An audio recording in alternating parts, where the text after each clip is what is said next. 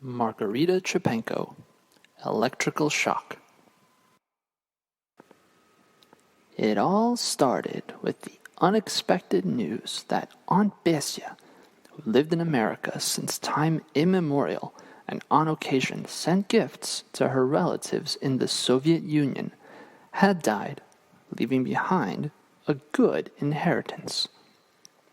Husband and wife, Mr. and Mrs. Krzevich, who were living at that time in one of the capital cities in its vast expanses, were pleasantly surprised to find that the deceased had not forgotten them in her will.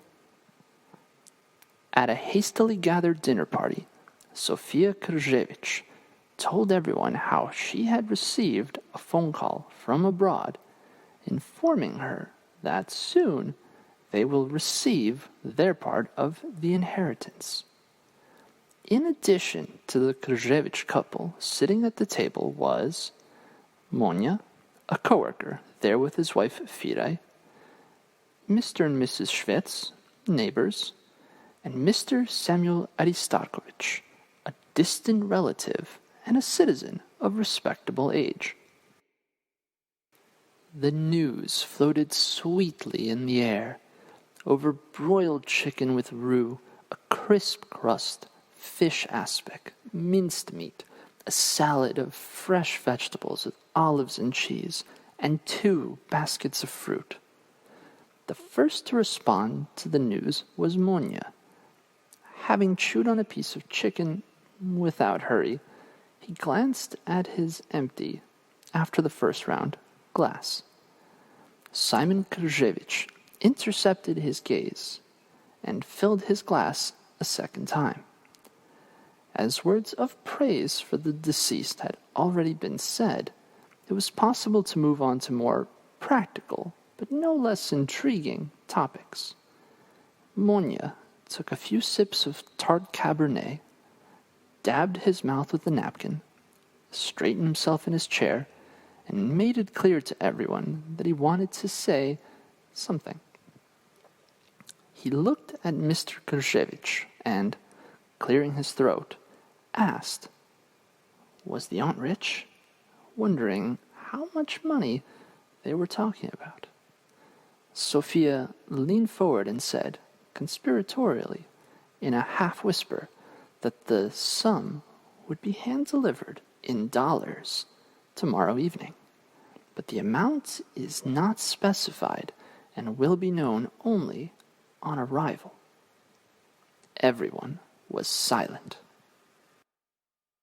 Mr. Schwitz broke the silence with the suggestion that it was hardly a small amount, and if it is profitable to exchange dollars, it may even be enough to buy a car, his wife put in quickly, her eyes wide and her hand over her mouth in sudden delight.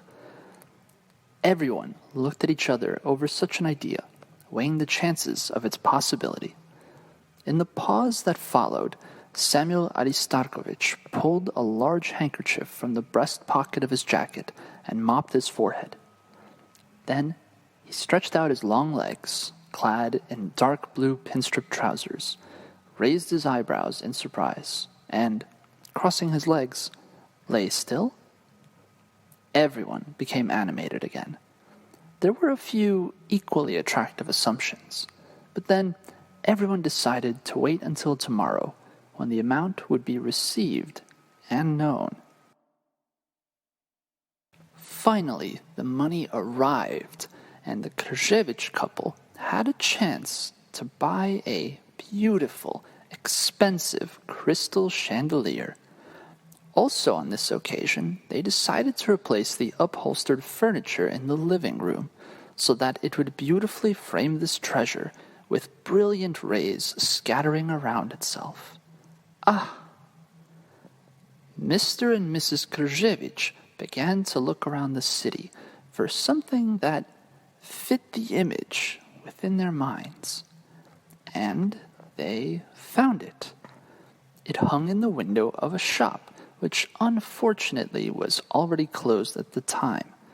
It was the pinnacle of designer art, exquisitely elegant, consisting of gold and Czech crystal, very clear, sparkling with every facet. They were united in their choice. This, they both gasped.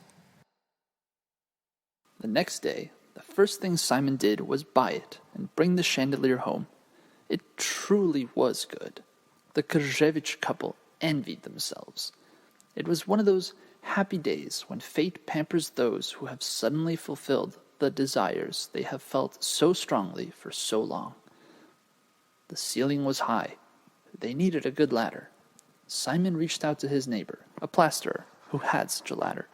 He brought it and set it up right under the place where the old lamp used to be.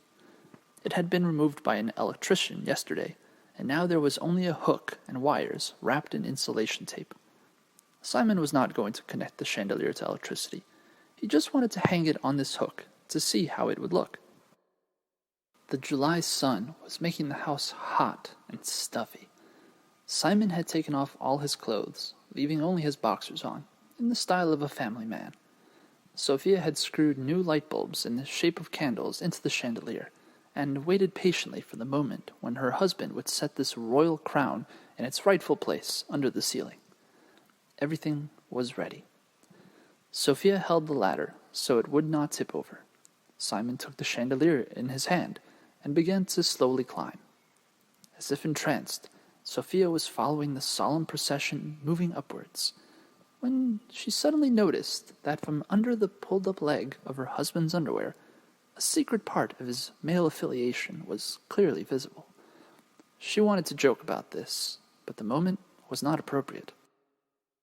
When he reached the second-to-last step of the stairs, her husband reached up with the chandelier to hang it on the hook. The chandelier was heavy. He tried to throw its ring into the narrow space between the ceiling and the edge of the hook without touching the wires in the insulation.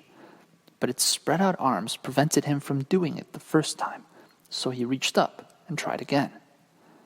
And at this moment, Sophia, unconsciously, from the fullness of her emotions, yielding to some kind of childish carelessness, suddenly, playfully, lightly flicked at her husband's testicle. What happened next is beyond description.